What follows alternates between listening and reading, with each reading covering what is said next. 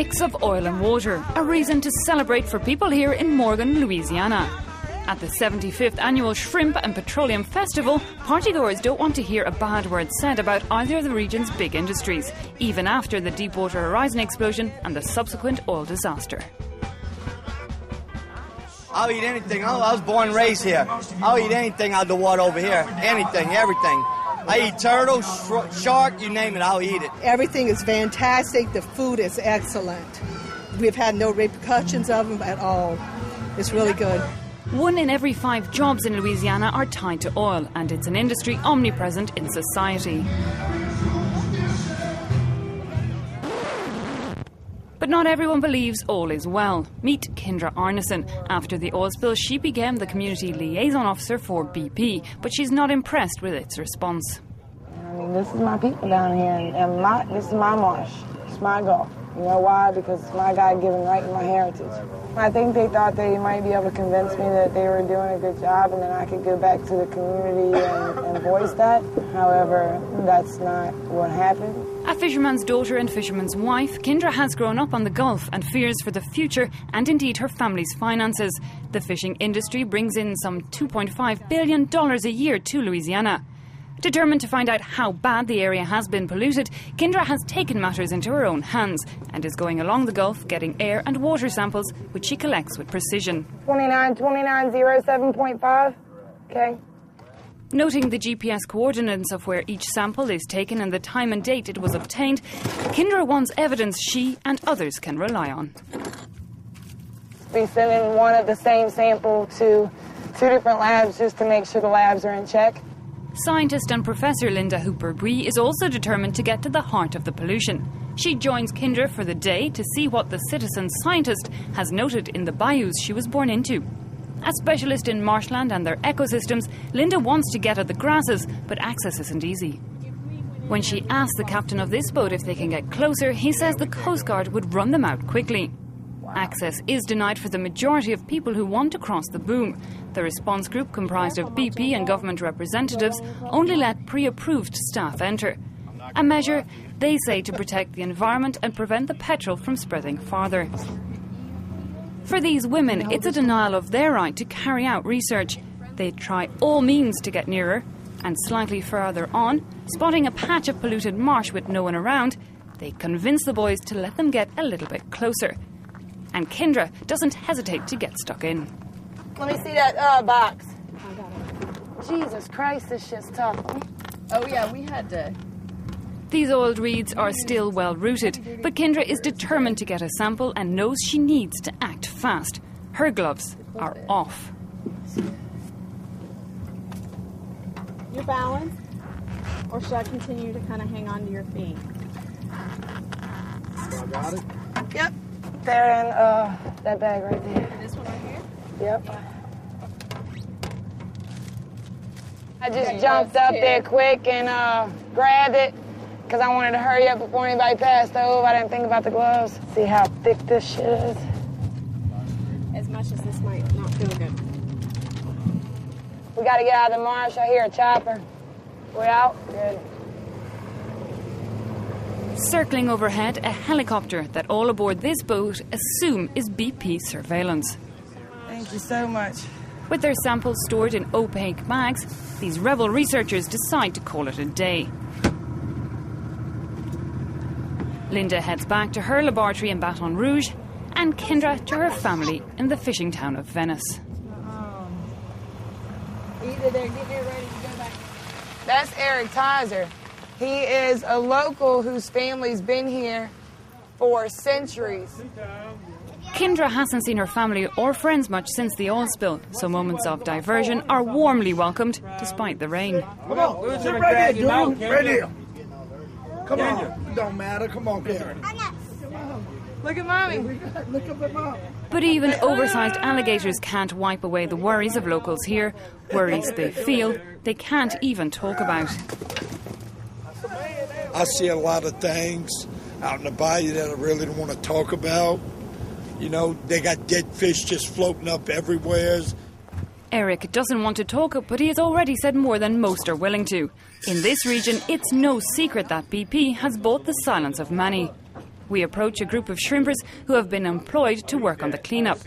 Keeping our camera by our sides, we try to chat to them about the current situation, but they're afraid of being filmed, and it's clear they would prefer if we just went away. You need taping all this. You need to talk to them more about the contract. I don't know. What contract? I know we had a contract. You never signed one? Nope. The job mopping up the spill is now a vital source of income for these men who can no longer rely on the seafood industry. But in order to get that job, many have signed contracts saying they can't speak to the media. Finally, one man agrees on condition of anonymity. There is a gag order in the contract, the original contract that all of us signed, that tells us we will not make any news releases or talk to the press. It could terminate our job. They said they withdrew that part of the contract, but we never did sign new contracts. Everyone's still afraid. We're still afraid to talk. $300 a day, the price of silence on the ground. Meanwhile, BP takes us on a helicopter ride organised just for us, a tour to show their side of the story, and they don't agree with the workers down below. That is not true, and we can show you little cards that we gave them that said you are free to speak about any of the work that you're doing, anything you're doing. We did not want them speaking about matters that they had no knowledge about. BP has been organising trips like this since the start of the spill. An 18-seater helicopter and a 2.5-hour flight. Today we're the only TV crew on board, so BP employees fill most of the remaining seats. In the 3 months following the spill, the oil company spent $93 million on PR, 3 times more than it did for the same period last year. From here, the oil does look like it's disappeared. Most of it has disappeared, and that has evaporated. It has been eaten by microbial, by the bacteria. What is left there is very fine particles, few particles per million in the water, that over time will completely disappear, I'm very sure.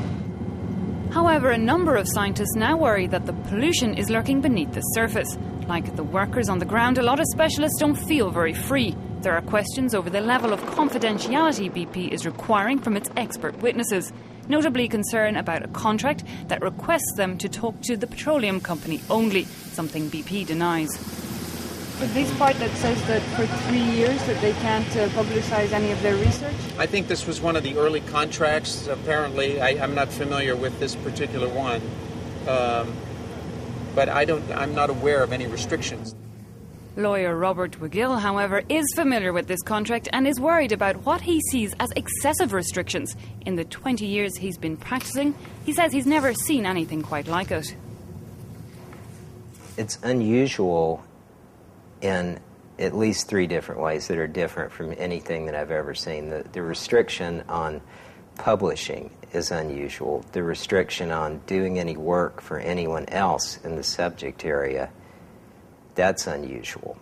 And this wholesale attempt to our whole university departments is certainly nothing I've ever seen or even thought about. A number of scientists and universities across the Gulf say they were approached by BP. Scientists who work as expert witnesses can earn up to $300 an hour. We catch up with Linda at Louisiana State University. Not tempted by the lucrative income, she has, however, accepted what is said to be a no-strings-attached grant given by BP.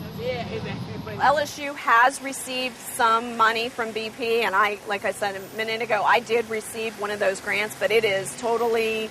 It's for research. It doesn't go into my pocket. I'm not, making $250 an hour. Linda then keeps her independence, which comes with more than just monetary restrictions. As an entomologist, she studies the life cycle and habits of insects. Insects can act as an alarm bell of threats all the way up the food chain. They can give up-to-date accounts on the health of the ecosystems and life in general. We took these samples before the oil hit, and then now we're interested in what happened afterwards. If there's stressors, the oil or the dispersants or even the human cleanup activities, we're going to be able to detect changes in the number of ant species and also the number of individuals of those species. But Linda is having trouble getting the samples she needs to make that comparison and see how life is shaping up since the oil spill.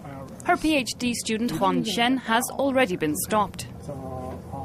I think the police, maybe not the police, some officers. I think some officers, just told me and want me to show the special permits by BP or maybe by special department. So they told me. Yeah, I think okay. Back in Venice, Kindra spends a rare morning doing household chores and playing with her kids. It hasn't been long since the children returned to the fishing village. Kindra moved them out at the height of the spill amid fears that the pollution from the petrol and that of the dispersants being sprayed could harm their health. Now, while she's happy to have the family reunited, she's still worried about the long-term health impact of living where they do.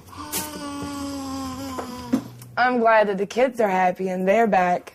And I'm glad to be back because it's him, but there's still the daily struggle of not knowing as to whether or not they can be outside to play, if they're safe, so on and so forth. Excuse me. I'm sorry. In her battle for the truth, Kindra has started to use social networks like Facebook to find fellow activists, like Hugh Kaufman, a senior analyst with the federally run Environmental Protection Agency. He told us he's also concerned by what he sees as a cover-up. My opinion is BP is very financially connected to both parties, both this president and the previous president.